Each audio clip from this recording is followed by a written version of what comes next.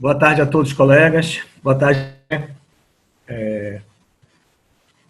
Conforme prometido por nossa associação, né? Hoje chegou o dia de nós termos uma palestra com meu querido amigo de longa data, André Camizono, que além de analista financeiro do GEPREV, é sócio da GPX, que é o escritório representante da XP aqui no estado do Pará. Espero que a ideia dessa palestra que seja uma coisa breve e que ao final todos possam fazer perguntas para tirar suas dúvidas. Então, o que eu combinei com ele que fosse uma coisa mais prática do que teórica. Então, nós não teremos muito tempo de palestra em si, de explanação. Em seguida, será aberto para que façam as perguntas pelo o chat, para a gente poder encaminhar para o André. Tá bom? Espero que gostem. Então, com a palavra aí, quem vai me auxiliar também é o Carlos Márcio, nosso vice-presidente de prerrogativas, aí vai me ajudar aí também, presente. Tá, posso começar? Pode estar com a palavra, André. Tá, legal. Primeiro, boa tarde a todos. Agradeço a oportunidade, ao amigo Adriano, por trazer informações que possam agregar aí no dia a dia dos senhores e senhoras, tá? Principalmente dado que a gente vive um cenário bastante conturbado aí na economia, uma questão de saúde, né, de pandemia, e que afeta aí todo o quadro econômico, também afeta pessoas, afeta, enfim, todos os setores, tanto da economia como na sociedade. E aqui a ideia é mais trazer algumas informações do que a gente vê em termos de mercado, de como a gente vai passar por isso, enfim, como é que a gente olha também o futuro, né? Tentar, enfim, trazer essas orientações para vocês daquilo que a gente analisa e busca todo dia no mercado, tá? Então vamos lá, pessoal. Eu vou começar com uma apresentação. Qual o roteiro aqui dessa palestra, tá? É começar com uma apresentação sucinta, como o Adriano falou, e aí a gente partir para questionamentos, perguntas, enfim, que possam ajudar vocês no dia a dia, tá? Eu vou começar aqui compartilhando.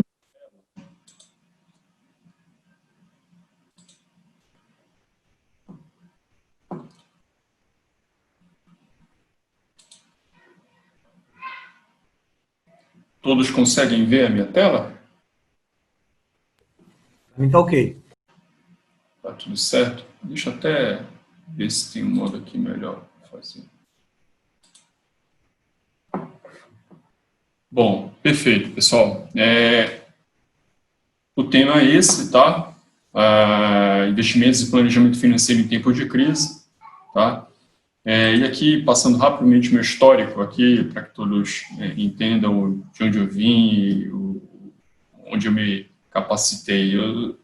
Meu nome, eu sou formado em Economia pela Federal, tenho MBA em Marketing pela Escola Superior de Propaganda e Marketing em São Paulo, tenho 15 anos aí, quase 15 anos em experiência no mercado financeiro. Desculpa, pessoal. Fui 2 vezes premiado entre os melhores profissionais de investimentos entre os RPPS no Brasil, pela revista Investidor Institucional. Sou certificado pela Ancor, até por conta do exercício da função. Como agente autônomo de investimento, a gente tem que ter essa certificação.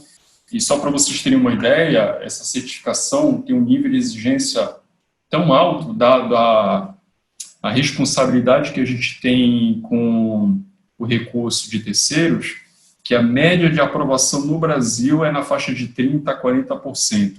Tá? Então, realmente, bem rígida e como deve ser.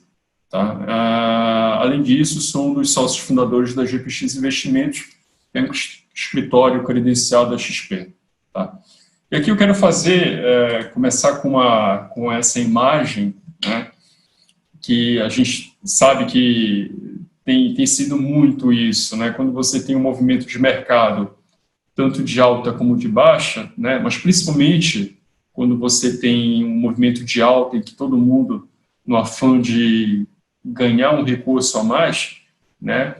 A gente sempre vê aí, assim, difundido no Instagram, nas redes sociais, o quanto você quer ganhar e o que é preciso para investir, né? Aquela famosa dica. Aí você vê assim, um monte de gente exatamente indo nessa fila, querendo aquela dica, aquilo que vai dar muito dinheiro, né? Quando, ao contrário, você tem um lado ali que, de fato, vai te trazer uma riqueza propriamente dita, que é você aprender como funciona o mercado financeiro, como se planejar, né? Óbvio que, na maioria das vezes, quando a gente exerce uma atividade que não permite você lá atuar no mercado, você tem que ter a presença, um apoio de um assessor, no nosso caso, né? Mas o fato de você ter um assessor de investimento não significa que você não vai aprender com esse assessor. Óbvio que você vai ter informação, vai ter conhecimento, mas não da maneira assim, digamos, como é feito, né? Como no quadrinho do lado esquerdo ali, no cara lá do lado esquerdo. E parece um supermercado, vende para todo mundo vai lá, compra aquela informação, né? E já quer aplicar no mercado. Aquele cara ali, que vende no varejo, acaba tendo uma orientação generalista, né? E o trabalho do assessor tem essa função muito mais pessoal, tá? Então, a gente sempre fala que ter esse acompanhamento, estar lá com uma pessoa especializada, é muito mais válido, traz maior resultado para você do que uma dica que você está pegando ali na internet. Tá? Bom, e por que é importante aumentar esse nível de conhecimento? Olha, primeiro que quem está trabalhando, quem sabe o valor que tem o seu patrimônio dado, o suor que você tem todo dia, é você que trabalha todo dia. Pô, então, pensa assim, a gente sabe que, poxa, quase a maioria, né, de nós estamos fazendo home office. E acho que está todo mundo também com o sentimento de que nunca trabalhou tanto quanto se não tivesse no home office. Né? Então, assim, todo esse trabalho que tem sido gerado a mais, tá? Isso você tem uma remuneração por isso. E o suor que você tem para ter essa remuneração e para acumular isso, se transformar num patrimônio lá na frente, né? Você sabe o quanto custou isso tudo. Né?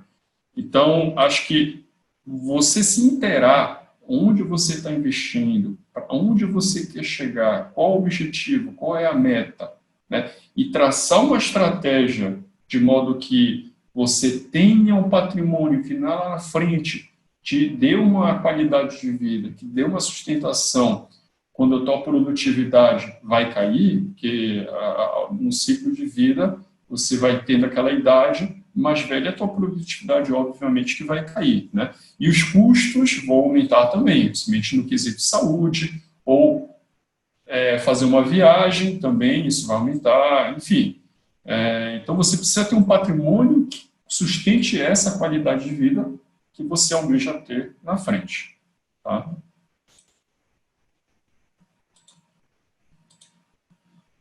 Só para vocês terem uma ideia, assim, por que isso tudo que eu estou falando é importante? Na educação financeira, que abrange isso que eu estou falando, você vê que acho que poucas pessoas tiveram o privilégio de ter uma educação financeira que explicasse lá atrás, olha, é importante você fazer um investimento assim. A gente tinha muito aquela ideia da poupança, né? Vamos poupar um pouquinho, o que está certo, está correto, né?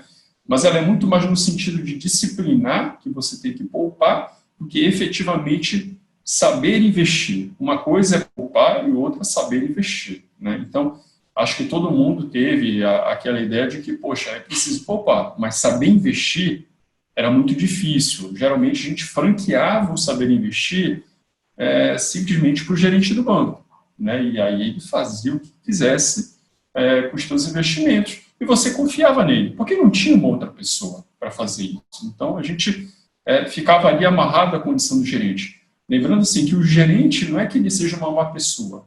Ele tem a sua capacitação, mas ele responde a uma meta, a uma obrigação que um banco impõe para ele, né? Outra coisa é que o gerente de banco, ele tem que cuidar de vários outros assuntos, além do investimento. Cuida do empréstimo, cuida do cartão de crédito, do cheque especial. Então, ele não consegue focar o investimento. Gente, o investimento é algo muito grande. Então, se você não tiver uma pessoa ali dedicada para isso, é óbvio que você pode, em algum momento ali, não ter um resultado correspondente ao objetivo que você alcança, tá? E outra, coitado do gerente, ele tem que cuidar de várias áreas dentro do banco. Então, realmente, com uma demanda absurda, uma quantidade de clientes absurda, ele realmente não consegue dar conta, tá? Não por ele ser, repito, não por ele ser um mau profissional. Longe disso. Tem profissionais excelentes. Apenas que o banco impõe uma estrutura, uma meta, um objetivo de mais alto, né, no dia a dia dele. E é óbvio que, como o dia tem poucas horas ali, ele não consegue atender a todos os interesses, tá? E aí o que acontece? 58% da população é altamente endividada, porque não teve o acesso à educação financeira, tá? Não sabe lidar com o orçamento do dia a dia, tá? Acaba gastando mais do que tem, né? Então, isso cria uma situação em que a pessoa tem que recorrer ao empréstimo e entra naquela bola de neve dos juros altos, né? Obviamente que eu estou falando isso atrás. A Selic hoje todos sabem que está em 3%, até com uma tendência para queda na frente. A gente vai tratar ao avançarmos a nossa apresentação, tá? Só corroborando isso que eu estou falando, 40% dos brasileiros já contratou cheque especial, né? Não sei aqui quantos de vocês já tiveram essa situação, espero que não, mas se alguém em algum momento passou por isso, sabe o quanto entrar no cheque especial é pesado, tá? Outra informação, e aqui eu quero ressaltar só que como está defasado isso, tá? 1 milhão, só para vocês terem uma ideia, em 2017, 2018, a gente tinha apenas em torno de 500 mil CPFs cadastrados na Bovespa, tá? De lá para cá, já são 1.200 CPFs. Tá? Atualizando agora, são 1.900.000 CPFs cadastrados na Bovespa. Mas quanto isso representa da população? Deve ter aumentado para 0,6% da população. Só para vocês terem uma ideia, como o texto diz, a média entre os países emergentes, Brasil, China, Rússia, África do Sul, média 5% da população que investe em bolsa, tá? Nos Estados Unidos, que tem uma tradição maior em mercado de ações, é 30%. Então, vocês percebem que há uma defasagem muito grande quando a gente fala do ponto de vista da educação financeira, do conhecimento, da capacidade de investir, né, em vários ativos, não somente aqueles clássicos, como a gente conhece, que é poupança, título público, né, fundos de renda fixa. Então, a gente percebe que esses países estão sempre muito mais avançados, mas isso não significa que a gente não vai chegar lá, tá? Todo dia, o fato da gente conversar sobre o mercado financeiro, você vê em redes sociais diversos youtubers, influentes digitais falando sobre o mercado, isso tudo cria uma certa massa e que permite, aos poucos, a população ter uma noção melhor e a gente avançar com essa régua de investidores na Bolsa, como está se refletindo agora, né? A gente chegou a ter 500 mil em 2017 e em poucos anos você tem quase 2 milhões de CPFs. E um dado importante, tá, pessoal? E aí, falando aqui especificamente do estado do Pará, de dezembro do ano passado até março, a gente teve um incremento de 38% no crescimento de investidores aqui do estado dentro da Bolsa. Ou seja, aumento de 38% dos investidores na Bolsa, ainda que a gente esteja vivendo um cenário de crise. Ou seja, na situação de crise, muitos paraenses entrando em bolsa, acreditando no potencial de ganho futuro. E aí, quando eu digo potencial de ganho futuro, é ganho de longo prazo, tá? Então, assim, você percebe que está tendo já uma noção, um entendimento maior de como o mercado financeiro funciona e flui, tá? Outro dado importante outro dado defasado, tá, pessoal? Peço desculpa para todos, mas mais de 2 milhões de brasileiros já investem em tesouro direto. Tá? Então, você percebe também que você tem na ponta da renda fixa, né, no caso, representando o tesouro direto aqui, brasileiros aplicando cada vez mais em título dívida do governo, e uma boa parte também comprando ações. Então, você tem aí um crescimento bem interessante, a gente vê que isso é muito positivo, tá? Só para vocês terem uma ideia, o índice de poupança, e aí poupança que eu falo, investimento de pessoa física lá fora, é bem alto. Na Ásia, se não me engano, chega a 40%. Japão também, China, Japão em torno de 40%. Aqui no Brasil, a gente acha que não chega nem a 8%. Então, para você ver como isso também é importante até para a riqueza. Isso mede também a riqueza de uma nação. Tá? E, por fim, para vocês terem uma ideia, assim, como é importante a educação financeira, o dado real é que 736 bilhões de reais são investidos em poupança através de 153 milhões de clientes. Significa o quê? Falta de educação financeira, falta de assessoria também na parte de investimento, porque poupança hoje não entrega quase nada, gente. A poupança tem entregue, dependendo da situação, a poupança pode ficar até menor que a inflação. Então, o teu ganho real provavelmente vai ser negativo. Tá? Poxa, mas a poupança não tem risco. É baixíssimo risco, gente. Poupança sim tem risco. Se sua poupança, se o valor que tiver aplicado na poupança estiver num banco, sei lá, um banco qualquer, e esse banco quebrar, o FGC, que é o Fundo Garantidor de Crédito, só cobre até 250 mil reais. Então, se você tiver 500 mil reais ali e a poupança e o banco quebra, ele só te paga até 250 mil. O ativo de menor risco possível no país, sem dúvida nenhuma, é tesouro direto. Tá?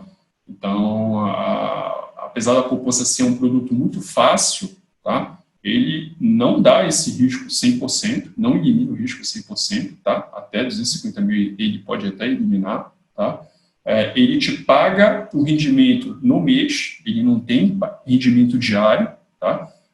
Mas tem uma alta liquidez. Mas assim, a gente tem opções também, como fundos, tesouro direto, que tem liquidez diária, tá? Tudo bem que tem imposto, mas o retorno ainda é muito melhor, o retorno líquido, já abatido o imposto de renda, e ainda é muito maior que a poupança.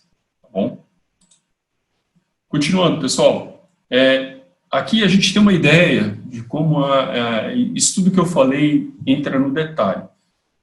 Quase 70% dos brasileiros investem em poupança. E quase 29% é aplicado em imóveis, ou seja, poupança em imóveis. Não tem, assim, entre os ativos, não tem aquilo que é mais conservador possível, né? E aí depois você tem o restante ali divididos em previdência, em fundo de investimento, dólar, CDB e por aí vai. Então você percebe ainda que o perfil de investidor, do investidor brasileiro, é muito conservador. Isso funcionava com uma taxa de juros alta? Beleza, funciona. Acho que uma taxa de juros para onde a gente está caminhando, hoje 3, a gente acredita até que pode chegar a 2,5, até menos do que isso, não é mais a nossa realidade. Eu acho que a nossa realidade está cada vez mais próximo a um cenário de um país desenvolvido. Então, a necessidade de atuar com investimento de forma ativa, né, e assessorada, isso é importante dizer, ela vai ser cada vez mais fundamental para que você tenha um objetivo alcançado em termos dos seus investimentos. Tá? Aqui, a forma de guardar a reserva financeira, só por curiosidade, se tem conta poupança quase 70%, né? Mas o item aqui, ó, em casa, 17% das pessoas guardam dinheiro em casa. Se vocês terem uma ideia assim, de quanto ainda existe um caminho grande para percorrer no mercado financeiro e na educação financeira das pessoas. E aqui, as principais dificuldades apontadas. Falta de opção, obviamente que você está lá com o gerente, ele vai, na maioria das vezes, ele fala assim, olha, tem uma oportunidade aqui. Mas, tudo bem, tá, aplica lá. E aí o banco, geralmente, tem opções muito limitadas, ele não consegue ampliar muito. A não ser que você tenha um patrimônio ali na faixa de 10 milhões, aí você já entra no chamado segmento private. E ainda assim, no segmento private dos bancos, você tem limitações, tá? Isso porque a gente tem clientes que saíram do private de banco e tiveram reclamando dessa limitação, dado que quando ele entrou com a gente, ele viu que existia um gap muito grande entre o que ele recebia em termos de leque de investimentos e o que a gente consegue oferecer para eles, tá? Outra questão, falta de informação de qualidade. O gerente fala, olha, tem um CDB aqui a 100%, vamos aplicar? Vamos. Pronto, morreu. Acabou. Me explica se tem um CDB com uma carência menor, se tem liquidez diária, qual é a projeção para a taxa de juros daqui a 12 meses, se faz sentido aplicar em CDB ou se faz sentido comprar pré-fixado, nada, zero. E, por último, a falta de tempo. Vocês têm uma atividade que demanda uma energia, um esforço abissal. Então, é óbvio que você não tem como gerenciar ali dia a dia. Mas o gerente também não consegue te atender todo dia, porque ele deve ter uma carteira de clientes ali de 500 para 1.000 pessoas. E aí é óbvio que a qualidade nesse atendimento vai cair, e aí, quando você vê a sua carteira de investimento, talvez ela não esteja acompanhando o teu plano de investimento ali traçado e dentro do objetivo que você almeja, tá? Bom, e aqui um dado também interessante, como é que as pessoas buscam orientação de investimento. Obviamente que como o banco tem a maior parte aí, elas vão buscar o gerente do banco, 45% internet, né, naquela informação ali no dia a dia, como uma espécie de dica, aquilo que a gente falou lá na frente, e 38% amigos e familiares, né? Aquele primo lá que começou a ver investimento agora, vamos aplicar agora aqui na OGX que isso vai bombar, né? Aí acontece, enfim, os problemas. E os canais de informação online mais procurados, né? Você tem site especializado, isso é um movimento muito bom, site de banco, não deixa de ser bom também. E aí tem YouTubers, influenciadores digitais, enfim. Ou seja, e detalhe, pouco mais da metade das pessoas investe com disciplina, né? E assim, gente, não adianta você ter um planejamento, uma estratégia de investimento. Você tem que também ter a disciplina, o hábito de fazer, poxa, eu vou poupar, vou aplicar todo mês com determinada frequência, porque eu quero atingir o patrimônio. Não adianta, eu vou colocar aqui, pronto, esqueci, não vou mais aportar dinheiro nenhum, porque aí também o mercado financeiro ele vai te ajudar a chegar lá, mas ele não vai fazer isso sozinho, né? Você precisa também ter a disciplina. E aí, como ao lado falando, 70% não tem o hábito de buscar orientações para investir. Geralmente, isso pode estar ligado à falta de tempo, né? Ou então a falta de uma pessoa que te ajude nesse processo. E a facilidade de resgate e compreensão tem peso na decisão de investir, ou seja, o gerente vai lá e fala, olha, aplica aqui nesse fundo, pronto. E aí, de repente, você fala assim, poxa, mas eu queria aplicar num fundo que pudesse sacar. Não, tá bom, vamos aplicar aqui nesse fundo que tem um retorno bom e tal. E aí você aplica. Acontece uma situação de emergência, por exemplo, familiar, poxa, tá com Covid e não tem leito aqui em Belém. Como é que fica? Pô, tem que mandar para São Paulo. Preciso mandar baixar o recurso que está no fundo lá do banco, porque vou precisar, né, mandar para São Paulo. Aí, perfeito, você fala lá com o gerente, olha, eu preciso resgatar urgente, porque eu preciso mandar o meu familiar para lá. Ele, olha, eu sei, mas o fundo que se aplicou aqui precisa de 30 dias para resgatar. Ou seja, não foi alinhado, né? o entendimento do uso do recurso, da possibilidade de usar recurso em emergência, de quanto tempo você teria para precisar para resgatar aquele valor. Então, é preciso ter esse alinhamento, essa compreensão, e as coisas precisam ser muito transparentes. Tá? Falando um pouco do mercado, tanto aqui no Brasil lá fora, você tem aqui como é que o investidor brasileiro aplica aqui no Brasil e como é que o investidor lá fora faz os investimentos. No Brasil, 98%, hoje já caiu para 95%, tá? 95% dos brasileiros investem por meio dos bancos e 5% por meio de indústria independente, no qual nós estamos inclusos. Mas como isso é lá fora? Olha aqui nos Estados Unidos, 98% é indústria independente, 2% em banco. Aí, lá existe uma função chamada Financial Advisory, que trabalha muito com os investidores. Só para vocês terem uma ideia, a busca por essa carreira nos Estados Unidos, nos top 10 ali de carreira de emprego, é a mais buscada hoje nos Estados Unidos. Por quê? É o que mais tem tido demanda. E é o que mais tem gerado valor para as pessoas, né? É um mercado que cresce muito lá. Aqui no Brasil é o contrário. Mas esse movimento tende a ficar muito, tende a se aproximar muito dos Estados Unidos, tá? Como eu falei, antes era 98, agora é 95. A gente, a cada dia que passa, vai mais se transportando ao que acontece lá fora. Tá? Porque tem a educação financeira que está evoluindo, tem a tecnologia também que ajuda, como no caso como hoje, poxa, quem diria a gente fazer uma palestra online, tá?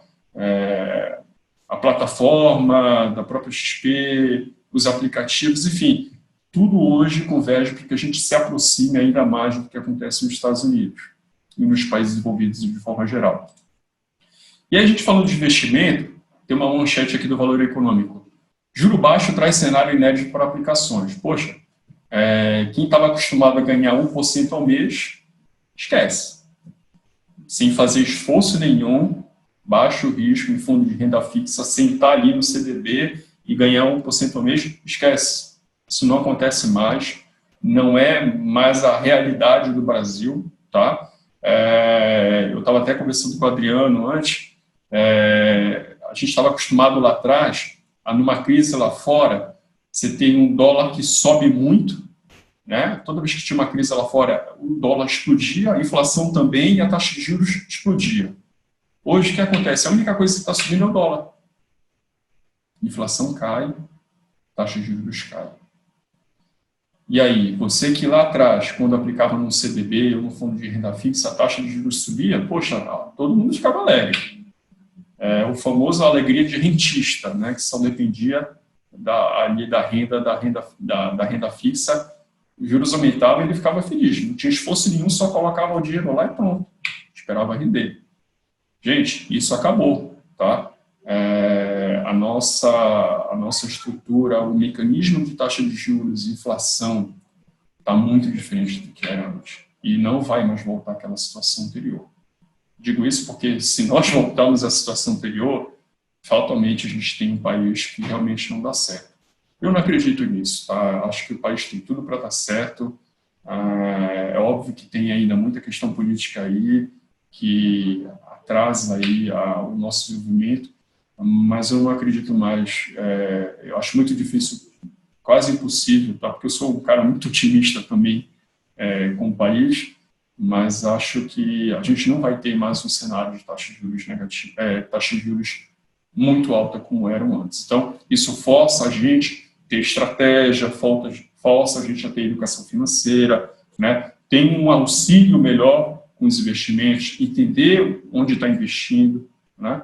Enfim, tudo aquilo que nos cerca para termos, de fato, um investimento que seja muito mais próximo à realidade dos países desenvolvidos, que é o que a gente vai seguir. Tá? E a gente tem aqui a taxa Selic, né? E aqui eu já praticamente falei lá atrás sobre a taxa Selic. Tá? O movimento hoje é de Selic em queda, IPCA em baixa, né? dado que a nossa economia está caindo, né? E essas setinhas aqui, só para explicar, tá, antes de tudo, é que a gente tinha assim, quando tinha um movimento de Selic em alta, tá? Era um instrumento da política monetária para fazer a redução da inflação. E aí é óbvio que Selic em alta, você tem deprime a economia, ou seja, aquele recurso que os empresários precisam tomar no mercado fica muito caro, e aí ele não consegue investir, né, fazer um investimento na sua empresa, na sua produção, e é óbvio que ele não vai contratar ninguém.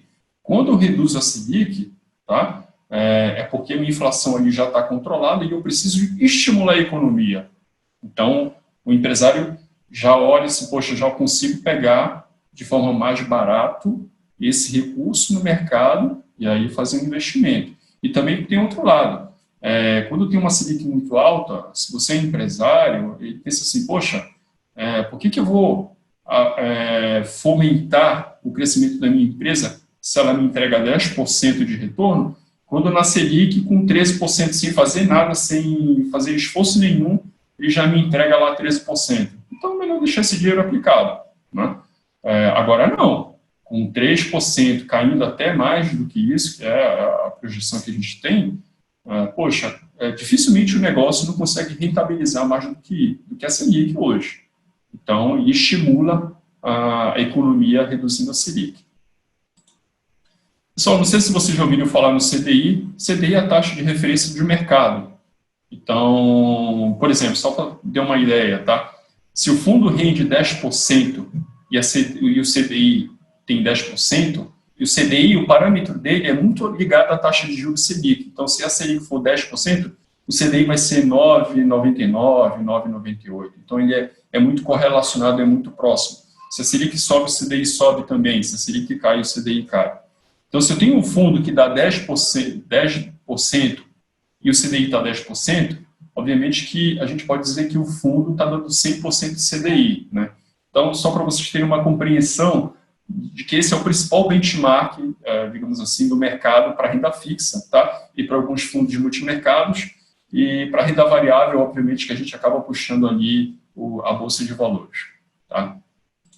Aqui, dando uma ideia para vocês do que eu falei lá atrás, da nossa nova realidade com taxa de juros, ali em 2000, a gente tinha 17,40 do CDI, uma inflação de 5,97.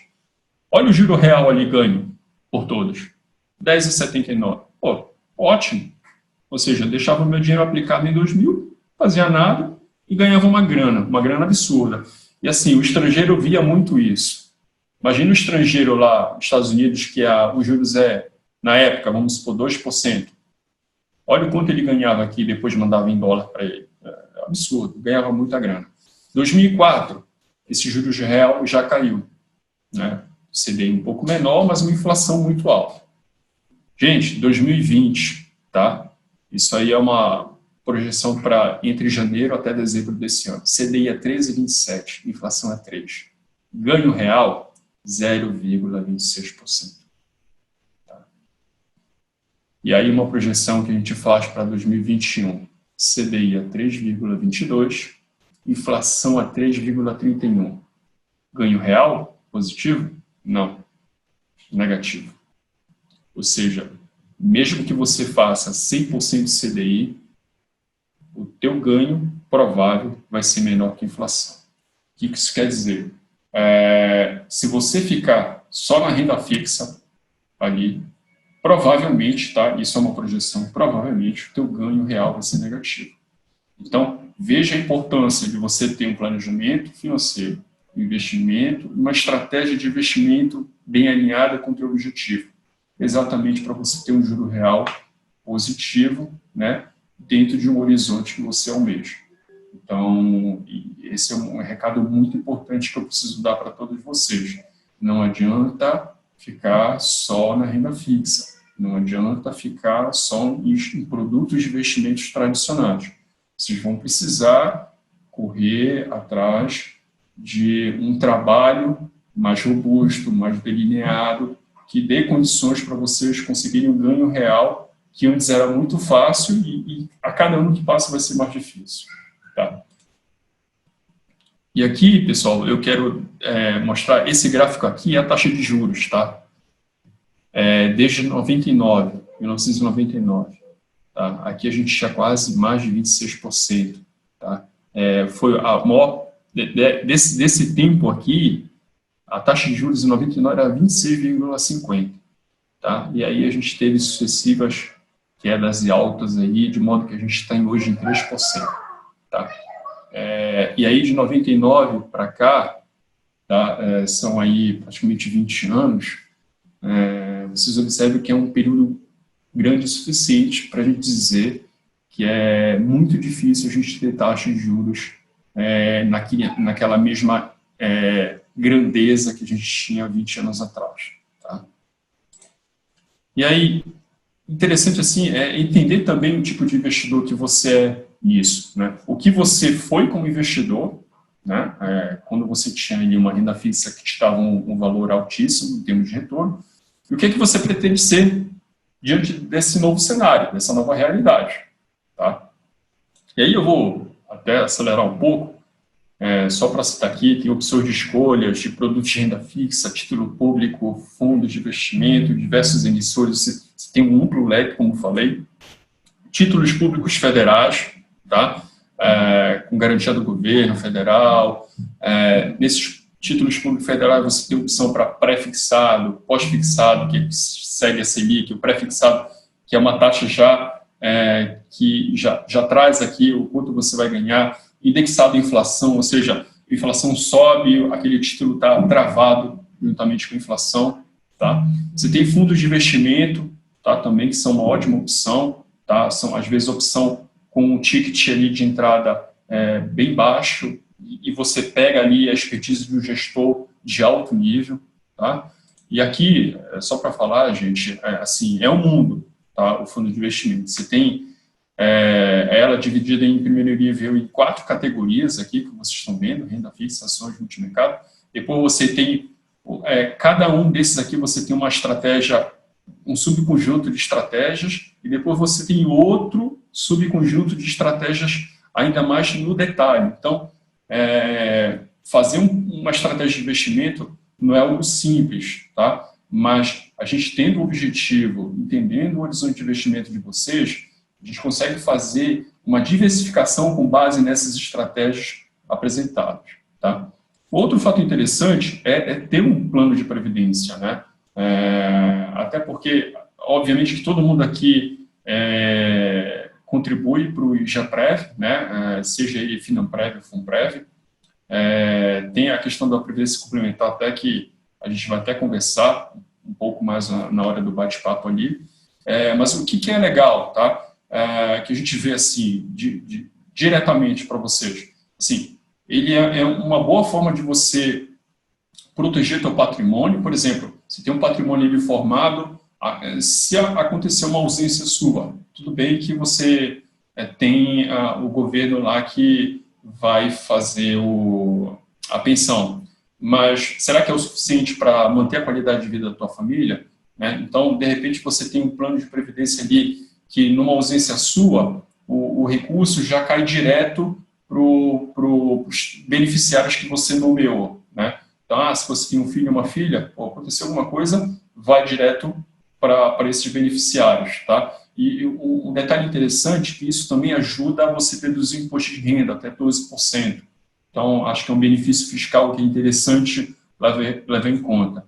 Fundos imobiliários, pessoal, também é um segmento muito interessante. Poxa, eu já tive situações assim de perguntarem para mim, o que é melhor? Você comprar um apartamento para alugar, uma sala comercial ou ter fundo imobiliário? Olha, depende, pessoal, tá? Se você conseguir alugar e tiver uma pessoa que alugue, certamente, ou que você compre ali o apartamento e depois revenda, né, vai depender do perfil. Mas, assim, quando você compra um apartamento ou uma sala comercial e você tenta vender, eu não sei se alguém já teve uma experiência aqui para fazer isso, ou se teve a sorte de conseguir vender rápido, tá?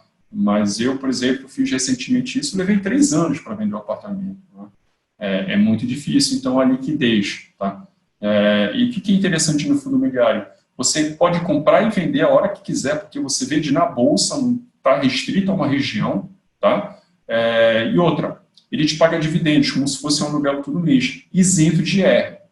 Então, tem um potencial, sim, como pagador de dividendos isento de IR, e você pode se desfazer ali daquele fundo a hora que for. Obviamente que você vai pagar 20% em cima do ganho de capital, mas nada que seja tão burocrático quanto vender um apartamento e depois ter a possibilidade de se tornar líquido a venda desse apartamento. Pessoal, aqui o gráfico aqui da Bolsa, tá? Isso até tirei hoje aqui, e vendo o comportamento da Bolsa desde 99 até hoje. Você percebe que aqui você tem os solavancos, né?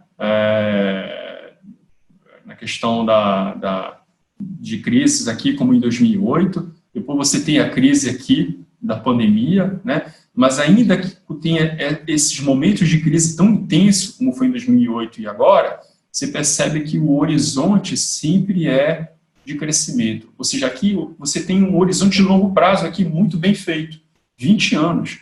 E olha que, se você tivesse aplicado em 99, por mais que eu tivesse duas crises grandes como essa, tá? Em 2008 e agora em 2020, eu teria, sim, uma boa valorização do meu patrimônio. Tá? Então, planejamento, horizonte de longo prazo, educação financeira, tá? E uma boa assessoria, sem dúvida nenhuma, são fatores que a probabilidade de você ter uma evolução patrimonial é muito grande. E aqui, só fazendo uma gracinha aqui, pessoal, assim, isso aqui, a gente pegou uma série de carinhas de emoji aqui para mostrar como é que é a maioria dos investidores. Aí você percebe aqui que quando está evoluindo a bolsa, ele se sente o máximo, né? E aqui vai caindo, entra no desespero, pronto. Né? E aqui volta de novo, ou seja, sempre aquele ciclo de felicidade e tristeza. O investidor mesmo, aquele que monta o planejamento, faz algo com todos aqueles fatores que eu falei, independente do que a bolsa faça, né, o movimento que faça de alta ou de queda, ele sempre está com a mesma cara. E lembra no slide anterior, se eu tenho esse planejamento, a minha cara vai ser assim e o meu patrimônio ele vai ter aquela evolução que se espera. Tá? Então, assim, pessoal, é importante dizer que o conhecimento ele te dá essa capacidade de escolher e fazer as coisas, né? E quando eu falei de educação financeira, suporte numa assessoria, e isso tudo te traz liberdade. Conhecimento, você apropriar do conhecimento é ter liberdade também para tomar as melhores decisões, tá? E aqui, para finalizar, pessoal, só falando um pouco aqui da nossa empresa, tá? A gente tá ligado aqui a XP Investimentos, que é a maior instituição financeira independente da América Latina. O nosso dia a dia aqui é ser muito transparente, muito ético, ser imparcial também, tá? Isso que define a nossa empresa hoje, nossos assessores de investimento da empresa, tá? Só para dar um número aqui, hoje a gente tem mais de 300 milhões sob custódia, tá? Em 3 anos aí, em pouco tempo a gente já conseguiu ter essa custódia aí de valores de patrimônio assessorado, tá? Temos mais de 1.000 clientes.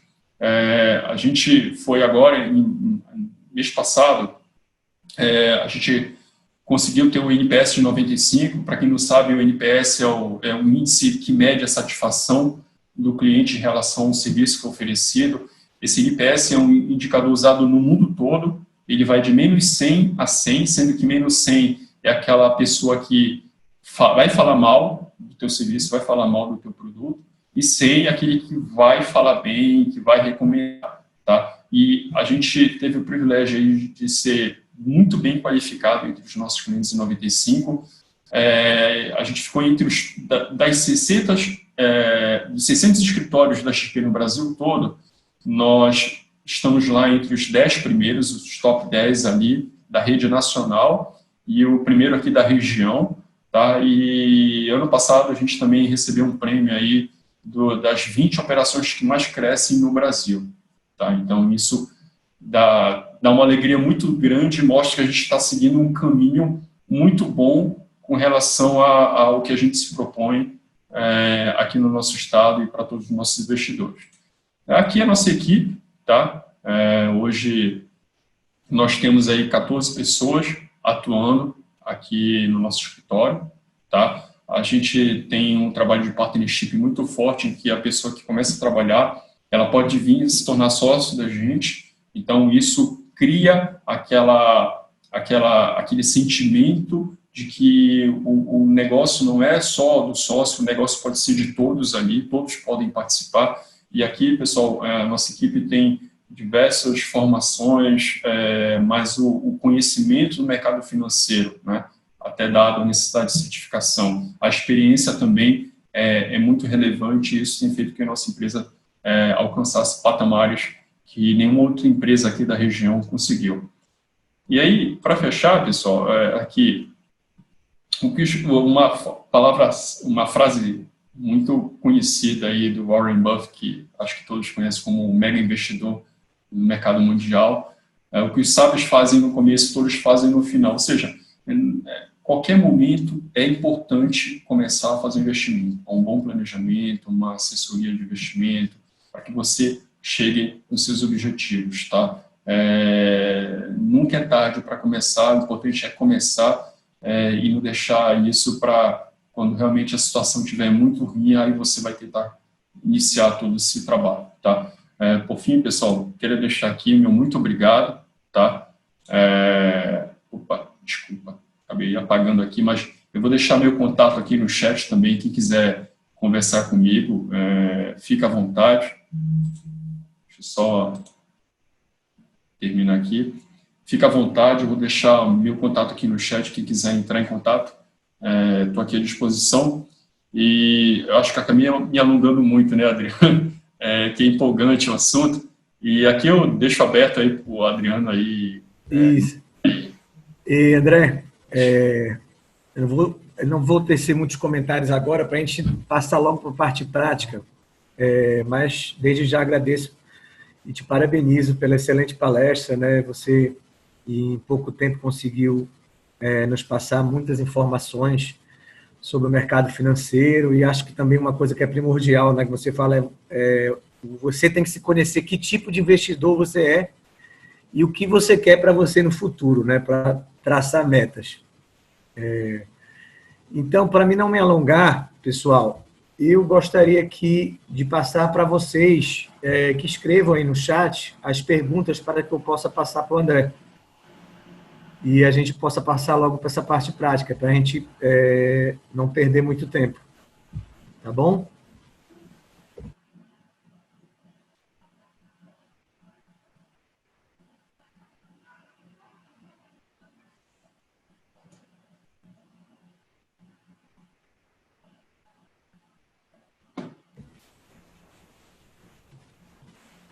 Deu para te escutar, André? Sim, escutei sim. O pessoal que quiser também perguntar, acho que, não sei se a pessoa mesmo pode tirar do mudo aí e aí fazer porque eu não consigo, porque está todo mundo com a câmera desligada para não ficar muito tráfego, né? Não, mas aí pode tirar o microfone, a pessoa sozinha ali acho que pode Sim. Eu tenho fazer só a pergunta também. quer fazer aqui, né, no chat. Tá, Né? tá. Ou fazer pelo chat também, pode ser. Tá conseguindo ver o chat aí? Tô, cara. Tô. Por enquanto, nenhuma pergunta. Mas, Adriano, você teria uma pergunta para fazer? Então, o pessoal... Apareceu aqui. Nós temos a pergunta aqui do Rafael. Ele quer saber como funciona o serviço do consultor na prática. É uma assinatura mensal ou é sobre um valor investido? Não, então, com assessor de investimento, não existe nenhum tipo de taxa, tá? A conta, quando você abre lá no XP, ela é gratuita, não tem taxa de custódia, nenhuma manutenção, até porque não é uma conta corrente, tá? É uma conta de investimento. E assim, pessoal, sendo muito transparente, tá? Óbvio que ninguém trabalha de graça, mas essa remuneração, quem paga o assessor é a própria XP, tá? E como é que funciona a remuneração para o assessor? Imagina lá que você tem uma aplicação num fundo de investimento e esse fundo tem uma taxa de administração, vamos supor, de 1%. Tá? Parte desse 1%, ele obviamente vai pagar lá o gestor, tá? Vai remunerar o gestor daquele fundo, Uma outra parte vai pegar o administrador, né, que operacionaliza a gestão ali do dia a dia do fundo. A outra parte vai pagar o custodiante, que é aquela pessoa jurídica que tem a custódia dos papéis representativos daquele fundo, que é um condomínio de cotistas. E a outra parte vai para a XP. Essa pequena parte que vai para a XP, a XP repassa o processor para o escritório de investimento, entendeu? Então, assim, deixando muito claro que isso traz, na prática, claramente que eu só vou ter uma remuneração melhor se o meu cliente, se o meu investidor conseguir também, né, ter suas expectativas ali traçadas, né, bem acompanhadas, e ela tiver a expectativa ali totalmente posta na prática, né? Então a pessoa vai conseguir rentabilizar mais ainda o valor dela, ela vai ganhar confiança também, tranquilidade, e eu também, por outro lado, vou ganhar se o investidor ganhar, né? Agora, se ele não estiver satisfeito, se ele tiver também, por outro lado, não tendo essa expectativa alinhada, obviamente que ele vai falar, não, vou sair desse cara e vou passar para o outro. Aí quem perde sou eu, entendeu? Então é muito ganha-ganha, não tem essa de, não, eu tenho uma meta ali, vou jogar um CDB em cima do cara, investidor, para ganhar aqui e ele que se lasque. Não, é muito transparente, tanto é que eu estou abrindo para vocês como é que a gente ganha, é remunerado, e sempre nesse espírito de estar junto. Né?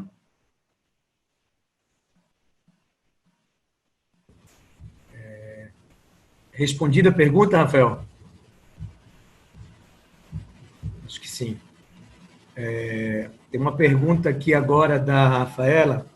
No cenário atual, ainda está valendo a pena investir em fundo imobiliário? Sim, Rafaela. Assim, vai depender do teu horizonte de investimento. Se você falar assim,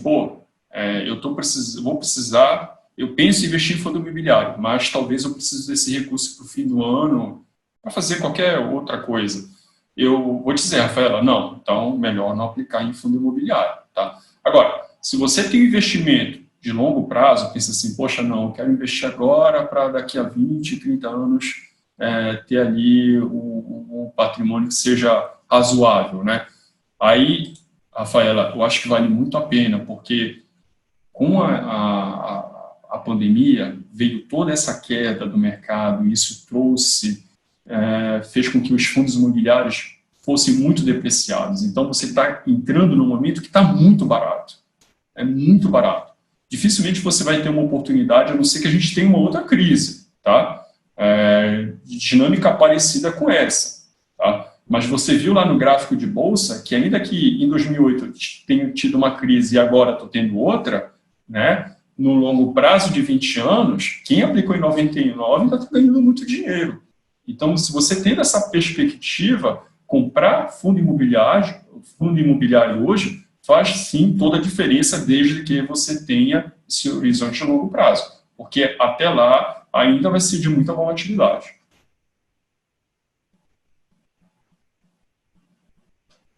Ok, Rafaela.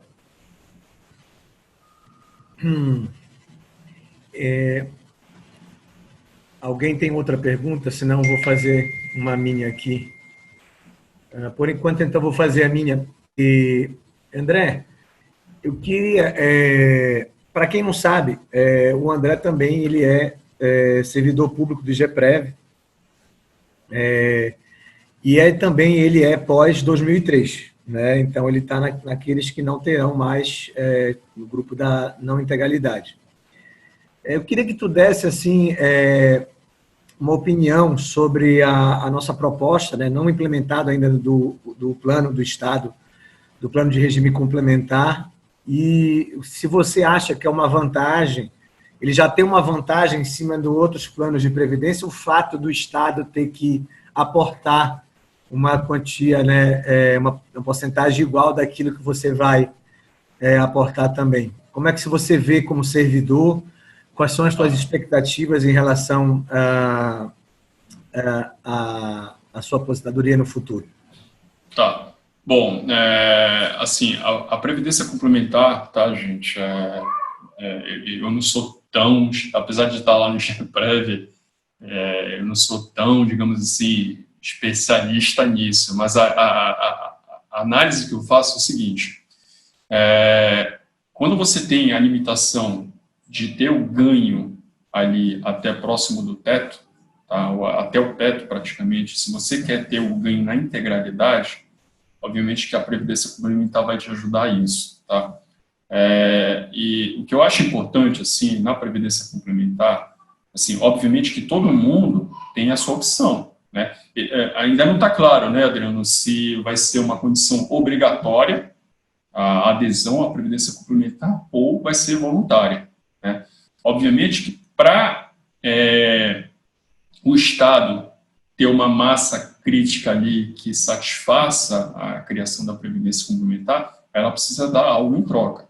E é esse algo em troca que eu vejo como vantagem, tá? Então, por exemplo, se o governo fala assim, olha, você vai colocar até 8%, você pode colocar 8% na previdência complementar, que o Estado vem e coloca mais 8%, tá? Poxa, legal. Então, você tem a proporção ali, uma equivalência que vai te ajudar a ter ali a próxima integralidade na aposentadoria.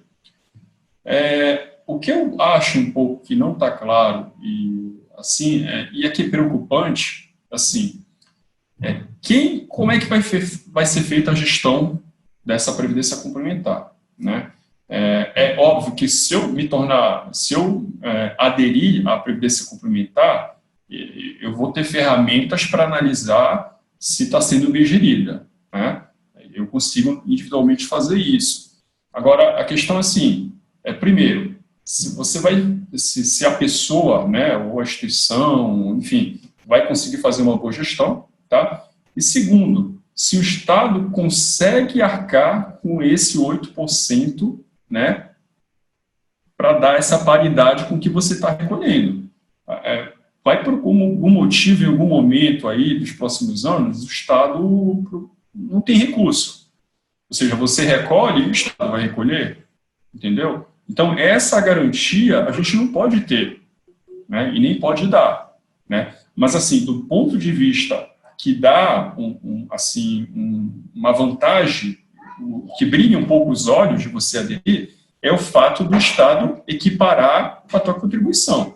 Aí eu acho válido, isso é muito bom, tá? Agora, se isso vai se manter, como é que vai ser feita a gestão, é difícil falar, mas eu acho que são assuntos que a gente pode separar também, né? A princípio, sim, a equalização da contribuição me parece ser vantajoso. Mas, assim, acho que tem muito ainda que caminhar, tem muito que discutir. Eu acho que já tem um avanço muito bom nisso aí. Tem grupos que estão trabalhando. Eu sei que existe um grupo dentro do GEPREV que está trabalhando isso, não só dentro do GEPREV, mas entre outros órgãos dentro do Estado, né? Acho que é muito importante a participação de vocês também nesse processo, tá?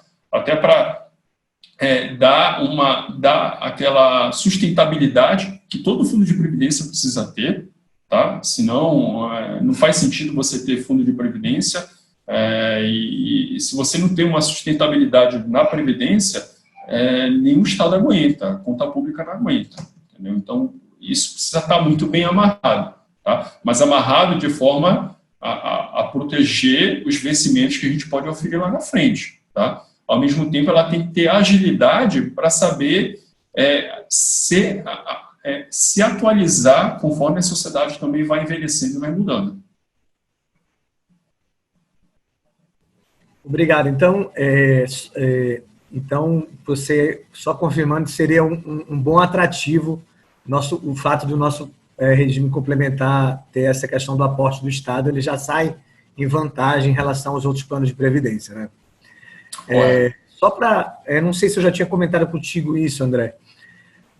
A nossa associação, nós provocamos o governador, uns meses atrás, para dar um start nessa questão da implementação do plano de regime complementar, até porque, principalmente para quem não tem integralidade, né, já começamos a pagar os 14%, né, esse grupo, né, e já quer saber de ter uma segunda opção, né, porque acha que não sabe como vai ficar no final a sua aposentadoria. E o IGPREV nos convocou, não só a MEPA, como foi representante da Associação do Ministério Público, dos auditores fiscais e da Defensoria Pública. E, na ocasião, o presidente do IGPREV fez um convite formal, né, para o Poder Judiciário fazer parte dessa comissão, acompanhando aí todo o processo aí de estudo, implementação, porque também para eles é muito novo, né, como eles explicaram. Então, tem que ser feito com muita cautela, porque estamos tratando com a vida, o futuro de todos nós aí, né, de todo mundo. Então, nós já fomos convidados para participar e estamos participando. Uma pergunta aqui, obrigado, né? Uma pergunta aqui da Priscila. No atual cenário, achas que vale a pena investir em ouro? Olha, ouro, sempre em momentos de estresse, é um dos ativos mais buscados no mundo, tá? Ouro e dólar. Ele acaba sendo um ativo de proteção aí, porque no momento de crise, historicamente, a gente sempre vê um movimento de ouro, e tanto é que o ouro está com um preço bem alto, né? Significativamente alto. Então, ele é válido sim. Agora, o time para fazer isso que é muito importante. Talvez você fale assim, poxa, mas se eu comprar ouro agora, acho que vale a pena, porque vai me defender dessa crise, a gente não sabe até que ponto ela pode se aprofundar. Enquanto não tiver vacina, não tem como ter certeza de nada, né? Então, posso comprar ouro agora? Acho que sim. Dependendo do percentual que pode representar da carteira, eu acho que tem que ser pequena, um volume muito pequeno, tá? Apenas para dar uma proteção para uma eventual intensificação da crise. Só que o ouro comprar agora é muito caro. Se você tivesse comprado lá um produto vinculado a ouro há um ano atrás, faria bastante sentido, tá? E tem investidores que formaram a sua carteira exatamente pensando nisso. Não, vou comprar ouro agora, que está barato, né? E aí, se tiver uma crise, que era uma coisa que ninguém estava vendo, não estava no radar de ninguém essa pandemia, né? Mas aí, quando você tem uma situação dessa, quem tem ouro na carteira de investimento acaba atenuando a queda que pode ter com ações, né? Então, se eu tenho ações ali que estão perdendo valor, eu tenho ouro que está subindo. Então, na minha média de retorno ponderado, eu não tenho uma perda forte, eu tenho uma variação, pode até ter uma variação negativa razoável, porque o ouro me protegeu dessa posição que eu tinha em ações, entendeu? Agora, você tem outros instrumentos para comprar também ouro, né? Você tem COI, enfim, você tem alguns produtos de investimento que, dependendo da tua carteira, do volume que você tem aplicado, pode se fazer sentido. Obrigado, André. Ok, Priscila?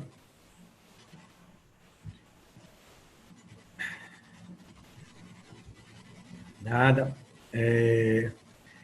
E aquela, mais alguma pergunta por enquanto aqui no chat não? André, o que tu pode falar sobre letras de câmbio agora, no atual cenário? Bom, falando de forma geral, tá? Sobre o atual mercado. O câmbio.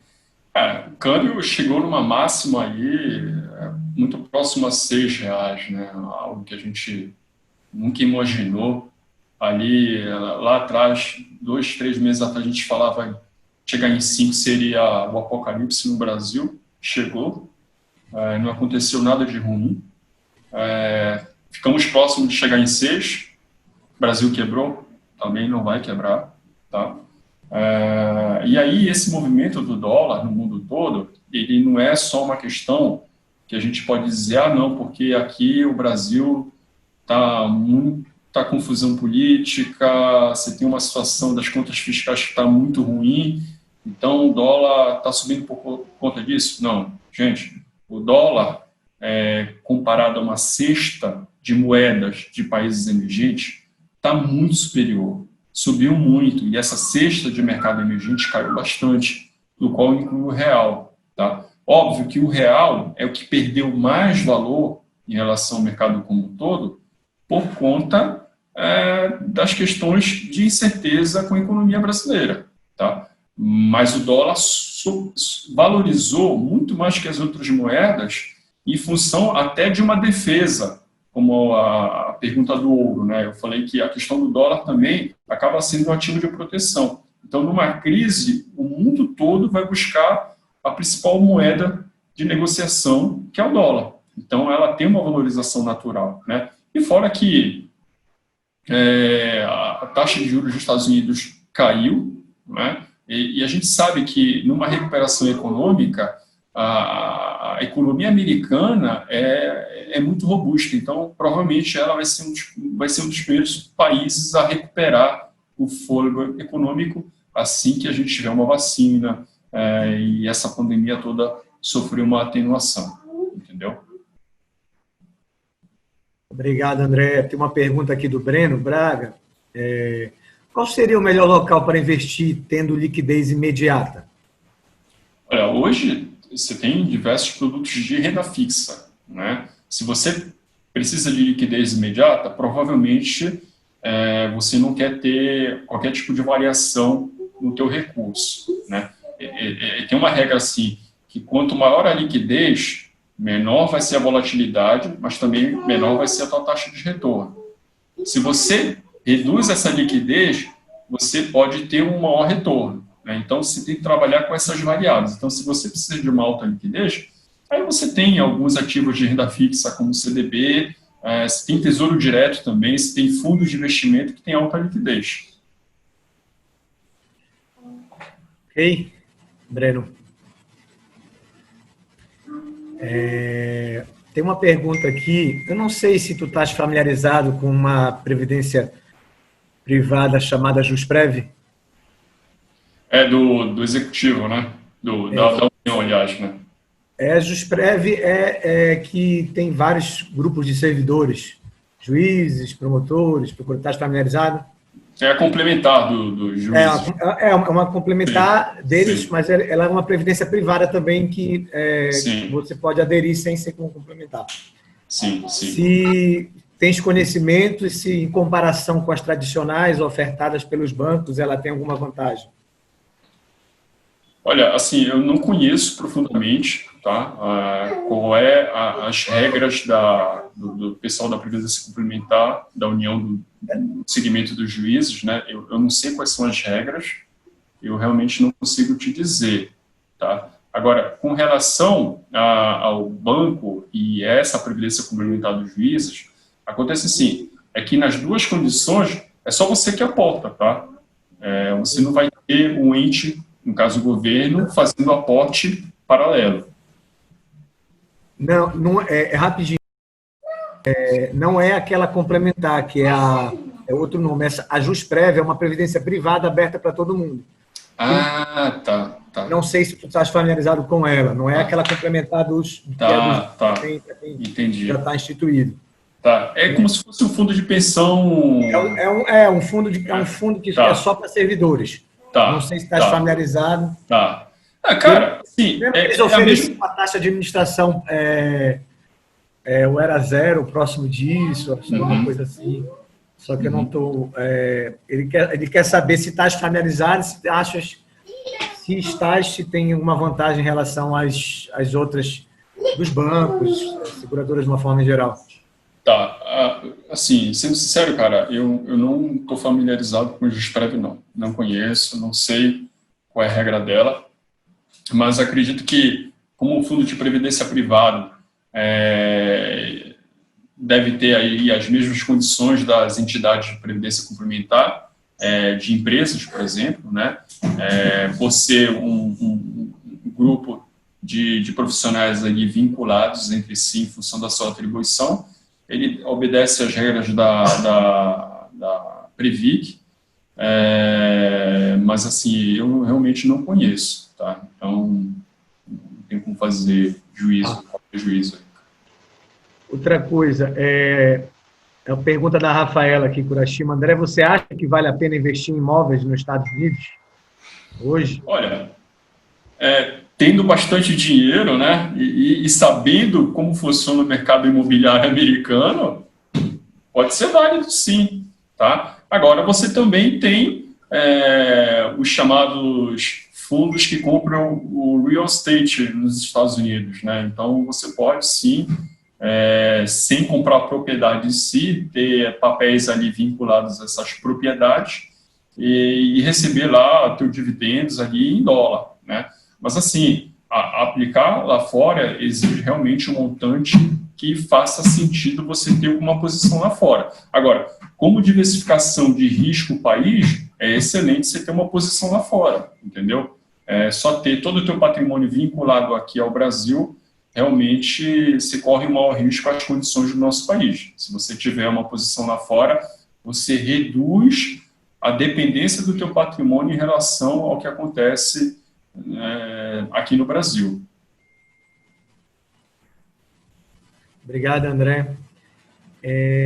Até pegando um gancho sobre isso, Rafael, há uns anos atrás, mas foi logo depois da crise, né, das subprime, né, tive a oportunidade de conhecer um corretor que trabalhava, tio de uma esposa de um amigo meu. E ele ofereceu, na época, fez uns cálculos no papel, mas acredito que já foi mais vantajoso naquela época, porque os imóveis, os Estados Unidos estava engatinhando, saindo da crise, e aí o cara me mostrou no papel, eu fazendo financiamento naquela época pelo HSBC, se você comprasse, né, o imóvel, já às vezes alguns com a pessoa dentro do imóvel, pagava a prestação do imóvel, pagava o IPTU, ainda sobrava uma besteirinha. Mas eu estou falando aqui disso de, não sei agora, quantos anos atrás aí, André, subprime? Tem 12 anos aí. 12 anos, 10, aí ficou um pouco ainda bom, mas acredito que, eu não sei, eu nunca mais ouvi ninguém oferecendo como uma coisa que seja tão vantajoso, especialmente com a alta do dólar e o nosso real lá embaixo.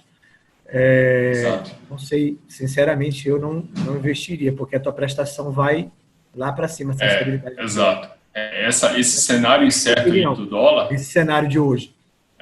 Tá bem difícil o cenário de dólar hoje, cara. Assim, o dólar sobe muito e aí, na hora que você transforma isso para real, o valor que você manda para lá acaba sendo muito pouco, entendeu? E outra, quando você compra um imóvel lá, você tem uma série de questões tributárias ali, fiscais, que se o teu patrimônio não for um bom patrimônio, esse custo ele acaba machucando um pouco enfim, todo o teu investimento, entendeu? Obrigado, André. Alguma pergunta? Gente, se eu não estiver vendo aqui, que, por favor, tira o microfone e aí pode falar também. Alguma outra pergunta?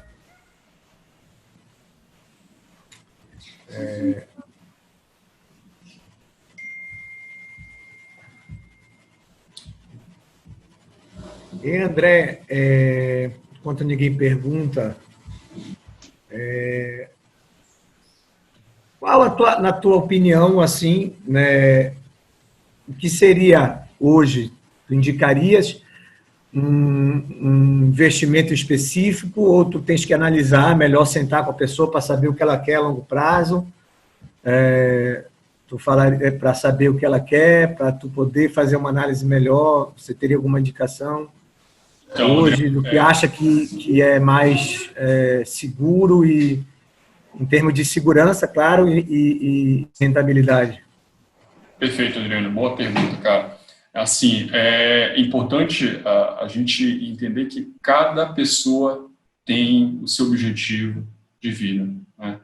E por termos objetivos de vida diferentes, é óbvio que a gente tem que montar a estratégia de investimento de acordo com cada anseio de cada pessoa, né? E cada investidor também tem um perfil de investimento, um perfil que aceita mais ou menos esse risco, né, a ser tomado. Então, não dá para dizer assim, como a gente vê muito no Instagram, em redes sociais, olha, vamos aplicar na ação da Vale, que Vale tem uma baita oportunidade para subir. Pô, você vai, orienta a pessoa vai lá e compra ações da Vale, né? Ela não tem estômago para volatilidade, ela não entende como é que funciona o mercado de ações, ela compra a Vale nessa expectativa de alta e isso não se confirma no prazo que ela espera, gente, a pessoa nunca mais investe, entendeu? Então é preciso ter essa informação, entender como é que a pessoa faz o investimento, como a pessoa pensa em termos de objetivo de investimento, entendeu? Para poder fazer uma estratégia boa. André, outra coisa, voltando àquele tema, né, sobre os colegas que não têm integralidade, mas tu não achas que ainda sem a gente saber da nossa previdência complementar que seria prematuro falar que será tão diferente do que no meu caso que teria integralidade? Porque eu já ouvi falar de pessoas que entendem um pouco mais, que para mim, que tem integralidade, seja até vantajoso aderir a complementar, porque eu contribuindo no teto do INSS, mais aquela porcentagem de até 8%, ainda sobraria possivelmente alguma coisa para investir em alguma coisa. Então, tu não achas que é prematuro ainda, na tua opinião, como servidor também, a gente dizer que é tão ruim assim para quem não tem integralidade? Assim, como eu te falei, né, o fato do ente colocar... Rapidinho, assim, e outra coisa, Tá. hoje a gente não tem como fazer, né, esse cálculo de uma forma precisa, né, fazer um cálculo atuarial, porque a gente não tem essa variável do aporte, de quanto será, né, de 2 a 8. É isso, queria que tu explicasse um pouco isso para eles, por favor. Sim, como eu falei, né, acho que a grande vantagem é você ter equivalência ali na hora da contribuição, tá? Agora, como vai ser no detalhe toda essa estrutura que contempla a previdência complementar, isso que precisa ser bem feito, né? Acho que precisa ser bem pensado, bem organizado, tá? Porque a ideia em si é muito boa, tá? A questão é como isso vai ser implementado, tá? Quais são os custos, né? Qual é o horizonte que o fluxo atorial vai dar, né? Qual é o potencial de volume de patrimônio de investimento, né? Até porque, lembra, quanto maior for esse patrimônio lá investido na previdência complementar, você tem ganhos de escalas em relação a custo. Isso acaba se tornando vantajoso para os contribuintes, né? Na verdade, para os participantes do plano, tá?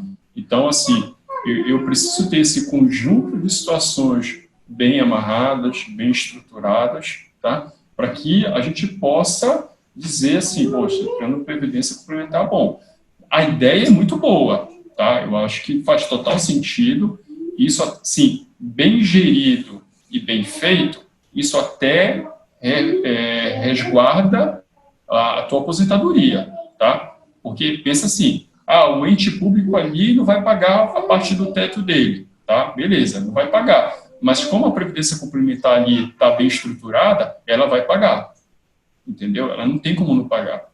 Ela vai pagar, entendeu? Então, assim, eu vejo que é sim uma boa ideia.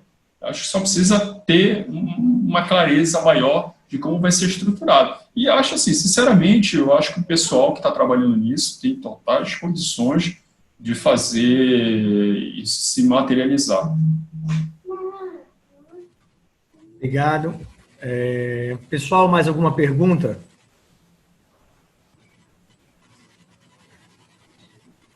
Aqui, no momento da gente poder pedir os esclarecimentos, a hora é agora.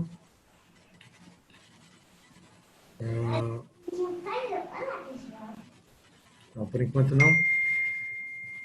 André, então, se não tiver mais perguntas, posso encerrar?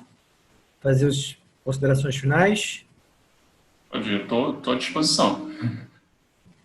Estou só esperando aqui. Acho que sim. André, para quem não sabe, amigos, também o André é um amigo de longa data do Colégio Marista, aqui em Belém. André, eu gostaria de te agradecer, em nome da AMEPA, o convite que nós fizemos, e você sempre se predispôs, desde o início da nossa gestão. Te parabenizar, né? Nos conhecemos aí desde, não vou nem dizer a data aí, né, para não denunciar a nossa idade, mas os teus cabelos já te estão... Meu amigo, eu só tenho a agradecer, tá, a consideração você ter tido por nós. E a gente pode deixar o seu e-mail para quem quiser mandar a pergunta depois. Ah, posso sim, posso sim. Eu vou mandar para o pessoal, aí tu mandas o e-mail, manda o seu contato, Tá. para quem quiser agendar, né, uma visita na XP, se for o caso, sim, né, sim. no escritório de vocês. Uhum. E te parabenizo, amigo. E gostaria de agradecer a todos aqueles que participaram, meus colegas. Muito obrigado pela participação de todos. Bom revê-los por aqui. Infelizmente, não nos podemos ver pessoalmente, mas é sempre bom ter contato com os colegas por aqui. Tá? Obrigado pela participação de todos. André, parabéns mais uma vez. Muito obrigado. E conforme as dúvidas forem surgindo e o mercado for modificando, né? A situação está mudando a cada dia, a gente vai entrando em contato e, de repente, marca um outro evento. Tá bom? Obrigado. Muito obrigado, Adriano. Muito obrigado. Agradeço a todos aí. Muito obrigado pela oportunidade. Espero que tenha contribuído. E fico grato aí pelo convite e renovo aí a minha estima e, se caso precisem novamente da minha participação, de alguma informação, me coloco à total disposição. Cara. Tá. Lembrando, né, que está sendo gravado, né, André? Tá. E aí, depois vai ser disponibilizado para os colegas, para aqueles que não assistiram. Sim, sim. Então, meu muito obrigado, amigo, mais uma vez. Parabéns. Ok, obrigado, hein? Tchau, tchau. Boa noite. Tchau, pessoal. Obrigado a todos. Papai.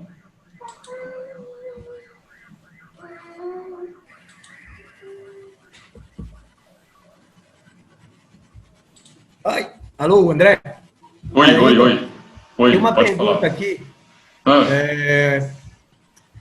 Investimento em prol, numa perspectiva, investimento em prol de filhos, uma perspectiva para 18 anos, seria melhor em título de tesouro, previdência privada ou fundo de investimento com mais volatilidade? Opa, ótima pergunta, tá? Ela sempre tem um benefício fiscal ali, o fundo de previdência sempre tem um benefício fiscal de ajudar na declaração. Então, você tem até uma redução de até 12% da tua renda. Então, vamos imaginar que a pessoa receba 100 mil reais no ano e ela aplique em previdência 12 mil reais. Então, a base tributária vai incidir em cima de 88 mil reais e não de 100 mil reais. Então, já ajuda pra caramba.